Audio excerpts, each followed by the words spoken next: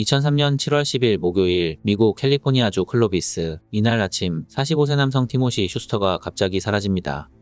당시 세인트 애그네스 종합병원에서 간호사로 일하고 있었던 티모시는 전날 갑자기 병원에서 해고 통보를 받았습니다. 티모시가 사라진 날 그는 아침에 동료들과 약속이 있었고 오후에는 해고된 병원에서 마지막 면담을 할 예정이었으나 이상하게도 그는 약속 장소에 나타나지 않고 완전히 종적을 감췄습니다. 다음날 아침 티모시의 친구 로버트 솔리스가 클로비스 경찰서에 찾아와 티모시가 사라졌다고 실종신고를 했습니다. 처음에 경찰은 티모시가 최근에 직장을 잃었고 설상가상으로 아내 라리사와 이혼 절차를 밟고 있었기 때문에 티모시가 어디엔가에 숨어 스스로 목숨을 끊었을 가능성을 염두에 두고 조사를 시작했습니다. 경찰은 먼저 티모시가 혼자 사는 집으로 출동하여 그의 집을 수색했는데 경찰은 티모시의 집에서 그의 지갑과 차키 그리고 휴대전화와 같은 소지품들을 발견합니다. 이상하게도 티모시의 소지품들이 모두 집에 그대로 놓여있는 상황. 경찰은 그가 누군가에게 살해당했거나 납치되었을 것이라고 확신하고 바로 수사 방향을 바꿨습니다. 경찰은 가장 먼저 티모시와 이혼소송을 진행 중이던 아내 라리사를 유력한 용의자로 판단하고 바로 그녀를 불러 강도 높은 조사를 시작했습니다. 당시 티모시와 아내 라리사는 이혼 과정에서 진흙탕 싸움을 벌이고 있었기 때문에 경찰은 라리사를 유력한 용의자로 판단한 것이었습니다. 아내 라리사는 남편 티모시와 최근에 만난 적이 없었다고 말하며 사건 발생 2일 전인 7월 8일 화요일에 문자 메시지로 이야기한 것이다라고 진술했습니다. 이날 남편 티모시는 아내에게 아들 타일러를 만나고 싶다고 했고 티모시가 사라진 날인 7월 10일 목요일 오후 6시에 타일러를 데리러 가겠다고 했으나 당일 티모시는 아내 라리사의 집에 나타나지 않았습니다. 아내 라리사는 남편이 이날 직장에서 해고되었다는 소식을 듣게 되었는데 그녀는 아마도 남편이 상심에 빠져 약속 시간에 나타나지 않은 것으로 생각했다고 합니다. 티모시가 걱정이 된 라리사는 이날 오후 8시 30분경에 전화해달라는 메시지를 보냈습니다. 하지만 티모시가 답장하지 않자 이날 밤 10시 30분경 라리사는 티모시의 집 앞에 찾아가 그에게 전화를 걸었습니다. 여전히 티모시는 라리사의 전화를 받지 않았고 어쩔 수 없이 라리사는 10시 45분경에 티모시의 집 문을 두드렸으나 이상하게도 집안에서 아무 소리도 나지 않았습니다. 라리사는 이것이 티모시에게 한 유일한 연락이었고 이때 말곤 한 번도 그의 집에 찾아가지 않았다고 경찰에 진술했습니다. 하지만 경찰은 라리사가 거짓말을 하고 있다는 사실을 즉시 알아차렸습니다. 티모시가 사라지기 전날 새벽 2시에 티모시의 휴대전화에서 라리사가 티모시에게 전화를 건 기록이 발견되었기 때문이었습니다. 경찰은 즉시 라리사에게 티모시의 휴대전화 통화 기록을 보여주었습니다. 라리사는 통화 기록을 보자마자 당황한 표정을 지으며 잠시 생각에 잠겼습니다. 얼마 뒤 갑자기 그녀는 실수로 티모시에게 전화를 걸었을 수도 있다고 이야기하며 티모시의 전화번호를 그녀의 휴대전화 단축 다이얼에 저장해 놓았다고 말했습니다. 경찰이 무슨 이야기냐고 물어보자 라리사는 어떻게 티모시에게 실수로 전화가 걸렸는지 설명해 주었습니다. 티모시에게 실수로 전화를 건 날 새벽 라리사는 소파에서 영화를 보다가 잠이 들었습니다. 잠깐 그녀가 잠에서 깨어났을 때 라리사는 티모시에게 전화가 걸린 것을 확인했습니다. 그녀는 아마도 휴대전화가 뒤집혀서 버튼이 눌렸거나 아니면 혹시 모를 뭔가에 눌려 단축 다이얼에 저장된 티모시의 번호로 전화가 간 것 같다고 주장하며 의도적으로 티모시에게 연락을 시도하지는 않았다고 진술합니다. 경찰은 티모시의 번호가 정말 라리사의 휴대전화 단축 번호에 저장되어 있는지 확인해 보기 위해 라리사에게 핸드폰을 잠시 보여달라고 부탁했으나 이상하게도 라리사는 핸드폰을 집에 두고 왔기 때문에 지금 보여줄 수 없다고 이야기했습니다. 당시 경찰은 잠자던 도중 우연히 버튼이 눌려 전화가 걸렸다는 그녀의 이야기를 믿지 않았고 하필 휴대전화를 가져오지 않았다는 라리사의 진술도 이해할 수 없었습니다. 경찰은 라리사가 의심스러웠으나 결정적인 증거가 없었기 때문에 그녀를 더 이상 압박하지 못했고 쓴웃음을 지으며 잠시 쉬었다가 하자고 라리사에게 이야기했습니다. 고민에 빠진 경찰은 밖에 나가 담배를 피던 도중 경찰서 앞에 주차된 라리사의 렉서스 차량을 발견했습니다. 이때 경찰은 차창을 통해 자동차 중앙 콘솔에 휴대전화 하나가 놓여있는 것을 발견했고 즉시 라리사의 휴대전화 번호로 전화를 걸어 보았습니다. 놀랍게도 렉서스 차 안에 있는 휴대전화 벨소리가 울려 퍼졌고 경찰은 즉시 라리사에게 그녀의 휴대전화가 자동차 안에 있는 것 같다고 알려주었습니다. 라리사는 당황한 표정을 지으며 차 안에서 자신의 휴대전화를 가지고 나왔고 경찰은 라리사에게 휴대전화에 저장된 단축번호를 보여달라고 요청했습니다. 경찰의 말에 라리사는 손을 떨면서 경찰 몰래 휴대전화를 조작하려고 했습니다. 경찰은 라리사의 행동을 저지하고 바로 그녀의 휴대전화를 확인해 보았는데 그녀의 휴대전화에 저장된 단축번호 중 어느 것도 티모시의 번호가 아니었습니다. 경찰이 어떻게 된 것이냐고 물어보자 라리사는 그날 이후 단축번호를 삭제한 것 같다는 말도 안 되는 주장을 했습니다. 이어서 그녀는 갑자기 그날 새벽에 실수로 단축번호가 눌린 게 아니라 남편과 양육권 소송과 이혼 소송에 관한 이야기를 하기 위해 직접 티모시에게 전화한 것이라고 진술을 번복했습니다. 경찰은 티모시가 사라지기 전 마지막 통화를 한 사람이 바로 라리사였다는 점, 그리고 조사 도중 보여준 그녀의 의심스러운 행동 때문에 라리사를 유력한 용의자로 확신했으나 아직 결정적인 증거가 발견되지 않아 일단 그녀를 풀어주었습니다.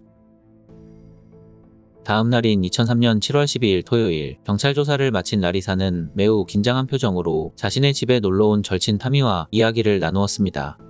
라리사는 친구 타미에게 경찰이 자신을 의심하고 있다고 말하며 경찰이 자신의 휴대전화를 도청하거나 차량에 추적장치를 달까봐 걱정된다고 이야기했습니다.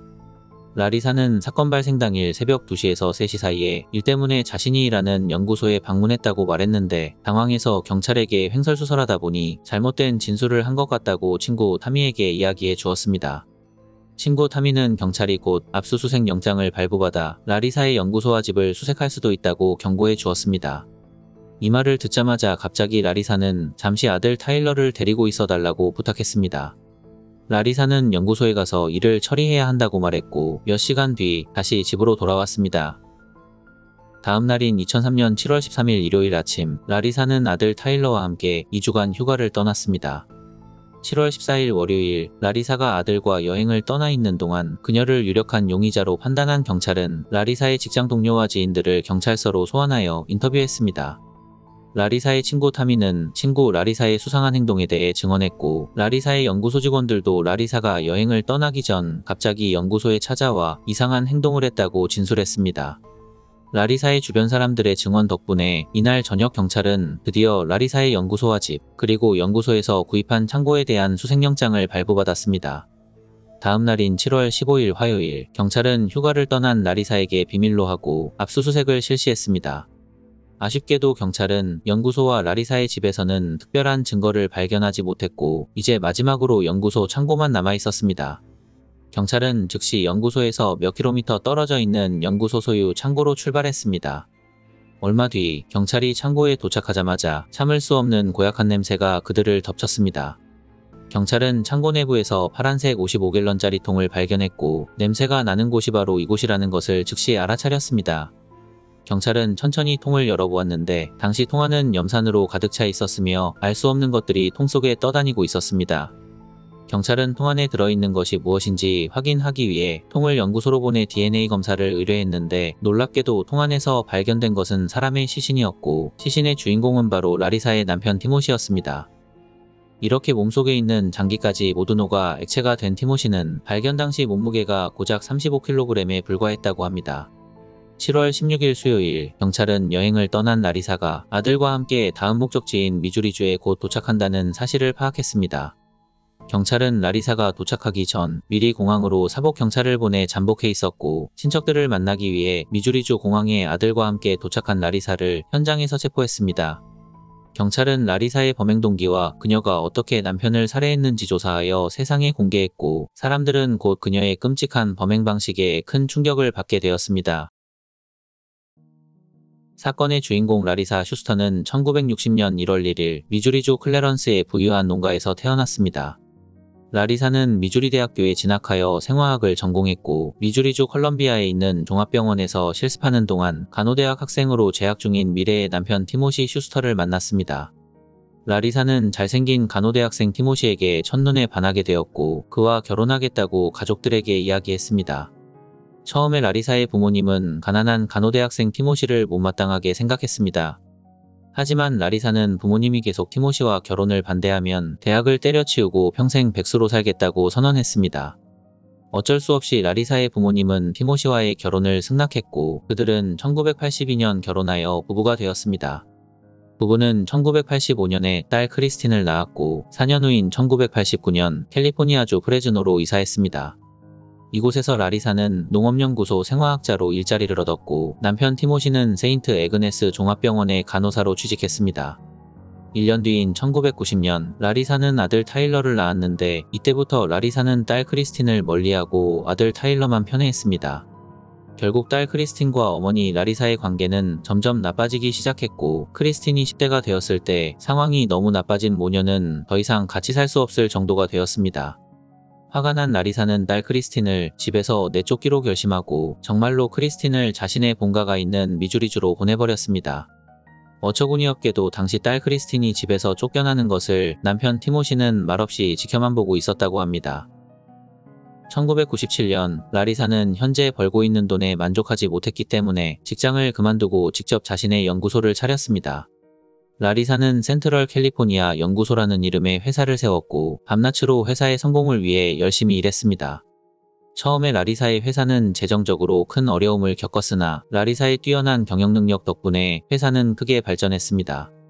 2000년 라리사의 성공 덕분에 가족은 캘리포니아주 클로비스에 있는 대저택으로 이사할 수 있었습니다. 당시 라리사는 남편 티모시가 버는 돈의 몇 배 이상을 벌었기 때문에 실질적인 집안의 가장은 라리사였습니다. 정말로 라리사의 회사가 번창하면 할수록 라리사는 회사를 운영하느라 집에 잘 들어오지 못했고 대신 남편 티모시가 집안일의 대부분을 책임지게 되었습니다. 하지만 성공한 사업가 라리사의 기준은 생각보다 매우 높았습니다. 라리사는 점점 티모시의 내조를 못마땅해 했고 돈도 못 벌면서 집안일도 못한다고 그를 구박했습니다. 결국 티모시는 더는 참을 수 없다고 생각했고 처음으로 아내의 말에 말대꾸하며 그녀에게 반항했습니다. 티모시는 과거에 아내가 딸을 집에서 쫓아낸 것에도 큰 불만이 있었기 때문에 평소에 말하지 못했던 자신의 마음마저 속 시원하게 털어놓았습니다.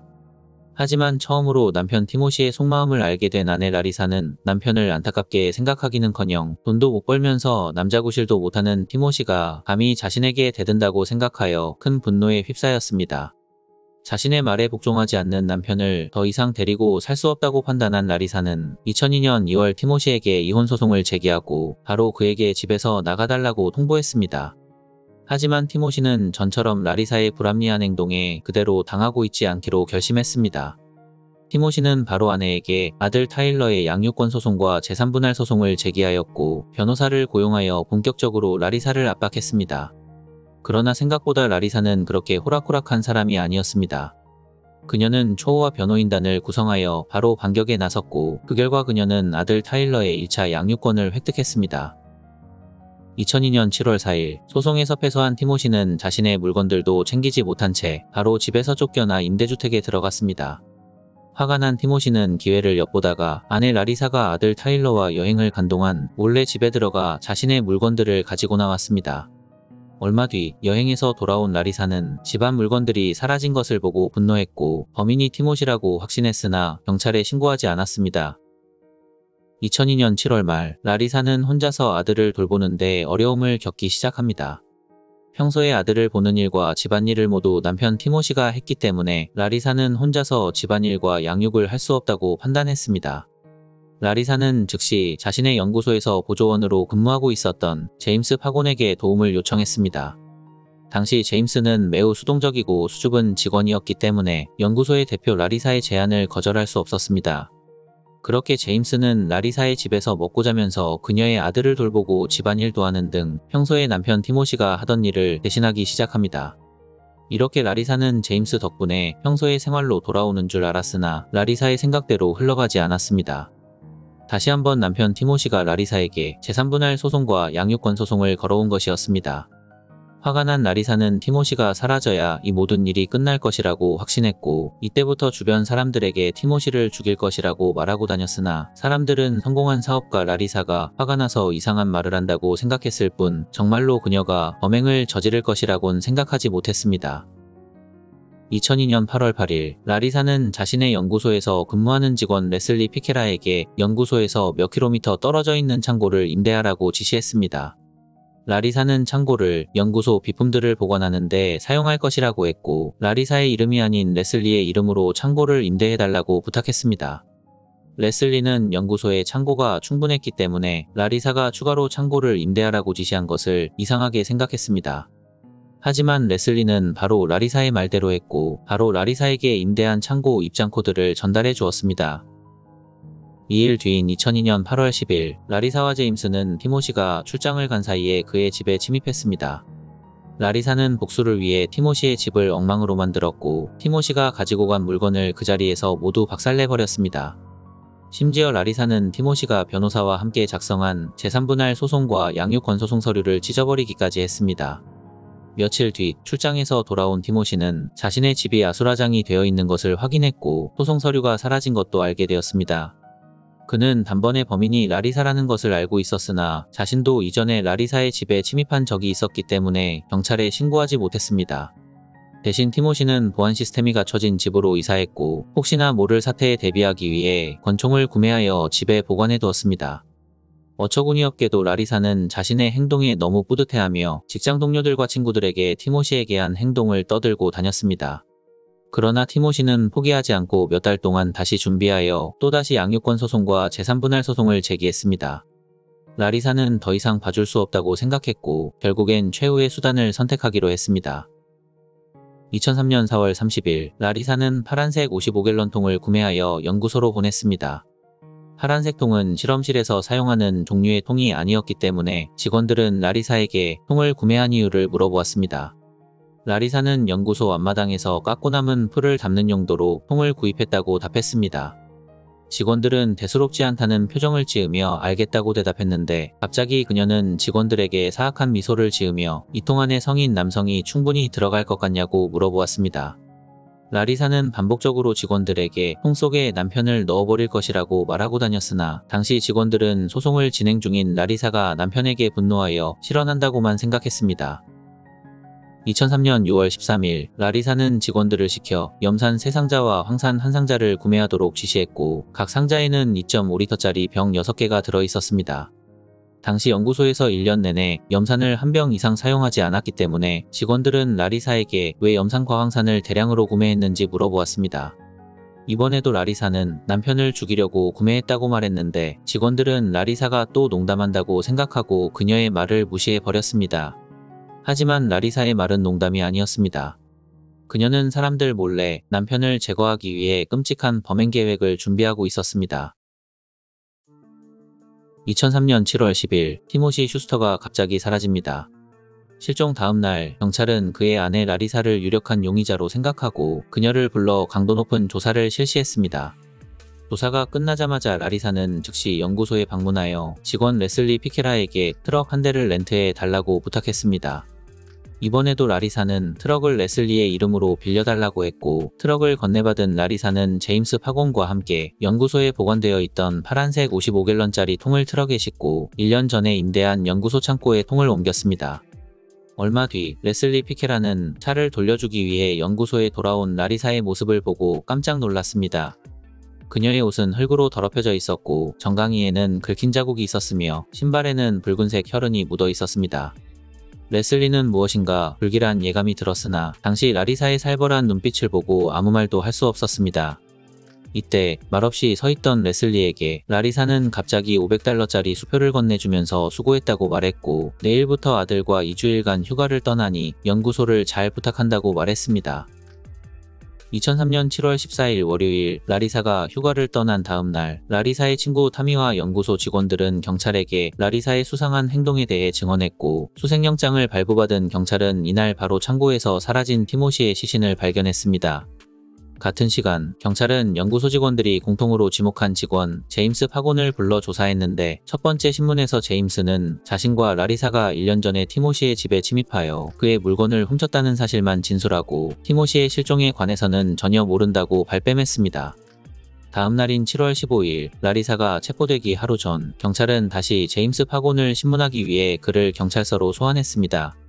티모시의 시신이 발견되었다는 소식에 제임스는 괴로워하는 표정으로 한참 동안 고민하다가 바로 경찰에게 티모시 살인사건에 관한 숨겨왔던 이야기를 전해주었습니다. 제임스는 자신과 라리사가 티모시 실종과 살인에 책임이 있다고 자백했습니다. 제임스는 2003년 7월 9일 밤 라리사와 함께 티모시를 납치하기 위해 케이블 타이와 전기총 그리고 전신마취제인 클로로포름을 들고 티모시의 집에 찾아갔습니다. 라리사는 티모시의 집 문을 열기 위해 새벽 2시 2분에 그에게 전화를 걸어 아들 타일러가 아프다고 말했습니다. 이 시간은 라리사가 처음에 경찰에게 단축 다이얼이 잘못 눌려 실수로 그에게 전화가 갔다고 주장한 시간이었습니다. 전화를 받은 티모시는 바로 집문을 열어주었는데 집문이 열리자마자 라리사와 제임스는 전기총과 클로로포름을 사용해 티모시를 무력화시켰습니다. 이어서 그들은 기절한 티모시를 차에 태워 라리사의 집으로 데려갔습니다. 라리사의 집에 도착하자마자 그들은 창고에 보관해 둔 55갤런짜리 통에 티모시를 넣어버렸습니다. 제임스는 당시 티모시에게 겁만 주고 떠나려고 했는데 갑자기 라리사가 미리 준비해둔 화학 물질이 들어있는 유리병 몇 개를 움켜쥐고 통 속에 붓기 시작했다고 말했습니다. 제임스는 경찰에게 정말로 자신은 티모시를 살해할 계획이 전혀 없었다고 했고 모든 것은 라리사의 독단적인 행동이었다고 주장했습니다. 하지만 경찰은 제임스의 말을 믿지 않았고 바로 그를 체포하여 1급 살인 혐의로 기소했습니다. 다음 날인 7월 16일 경찰은 미주리주 세인트루이스 공항에서 대기하고 있었습니다. 경찰들은 라리사가 비행기에서 내리자마자 그녀를 체포하여 캘리포니아로 이송했고 바로 라리사를 1급 살인 혐의로 기소했습니다. 체포된 라리사는 호화 변호인단을 꾸린 뒤 모든 진술을 거부하며 무죄를 주장했습니다. 라리사의 묵비권 행사로 수사에 차질이 생긴 경찰은 제임스의 자백을 뒷받침할 더 많은 증거를 찾아야만 했습니다. 제임스는 마을 외곽에 범행에 사용한 무기들을 버려두었다고 했고 경찰은 바로 제임스가 말한 장소에서 범행에 사용한 무기들을 발견했습니다. 또한 제임스는 범행에 사용된 유리병이 자신의 침실에 있다고 증언했고 경찰은 제임스의 침실에서 비어있는 유리병들을 발견합니다. 이어서 경찰은 연구소 외부에 있는 쓰레기통에서 비어있는 유리병 6개를 추가로 발견했고 라리사의 개인 컴퓨터에서 황산, 염산에 관한 글과 논문을 검색한 흔적을 발견했습니다. 마지막으로 경찰은 라리사가 구입한 염산 3상자와 황산 1상자의 영수증까지 입수했습니다. 결정적으로 평소 라리사가 연구소 직원들에게 남편을 살해할 것이라고 말한 증언이 큰 역할을 했습니다. 모든 증거와 증언이 라리사가 범인이라고 지목하고 있었으나 여전히 그녀는 억울함을 호소하며 무죄를 주장했습니다. 2006년 11월 먼저 제임스의 재판이 시작되었습니다. 그의 변호인은 제임스가 직장 대표인 라리사의 협박을 받아 살인을 방조했을 뿐이라고 주장했고 만약 라리사의 범행을 도와주지 않았다면 자신이 살해당할지도 모른다고 생각해 범행을 도운 것이라고 말하며 선처를 호소했습니다. 하지만 조사 결과 제임스가 라리사의 범행을 돕는 대가로 $2,000를 받았다는 사실이 드러나 제임스의 주장은 받아들여지지 않았습니다.